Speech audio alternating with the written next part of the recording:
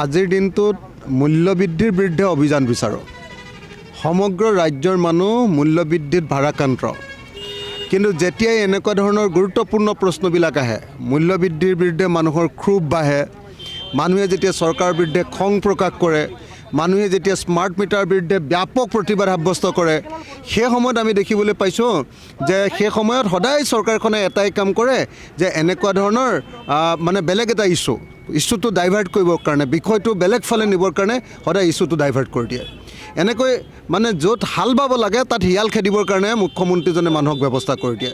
সেইকাৰণে হিমন্ত বিশ্ব শৰ্মাই এতিয়া এই মুহূৰ্তত মই ভাবোঁ যে সদায় এনেকুৱা ঘটনা ঘটে, যেতিয়াই মানুহে চৰকাৰখনৰ বিৰুদ্ধে খং কৰে, চৰকাৰখনৰ বিৰুদ্ধে ক্ষোভ কৰে, মূল্যবৃদ্ধিৰ বিৰুদ্ধে প্ৰতিবাদ কৰে, যেতিয়াই আপোনাৰ স্মাৰ্ট মিটাৰৰ বিৰুদ্ধে প্ৰতিবাদ সাব্যস্ত কৰিছে, সমগ্ৰ অসমবাসী মানুহ এতিয়া চৰকাৰখনৰ বিৰুদ্ধে খঙত গুজৰি গুমৰি আছে, সেই সময়ত তেওঁ হঠাতে বাল্য বিবাহৰ প্ৰশ্নটো ফটককৈ উলিয়াই দিলে। তো এই হিন্দু মুছলমানৰ কাৰ্ডটো খেলি খেলি মুখ্যমন্ত্ৰীজনে অসমখন ধ্বংস কৰি পেলাব খুজিছে। আৰু সেইকাৰণে মই ভাবোঁ যে এই মুহূৰ্তত আমি কোনেও হাল এৰি হিয়াল খেদিবলৈ যাব নালাগে। অসমৰ মানুহে এই মুহূৰ্তত চৰকাৰক সদায় দাবী উত্থাপন কৰিব লাগে এই মুহূৰ্তত যে মূল্যবৃদ্ধি ৰোধ কৰাৰ ব্যৱস্থা কৰক, অন্য কোনো কথা আমি নামানো, মূল্যবৃদ্ধি ৰোধ কৰক। আপুনি বিচৰা বাতৰি পাব কেৱল নিউজ 18 এপত। নিউজ 18 এপ ডাউনলোড কৰিবলৈ স্কেন কৰক এই QR কোড।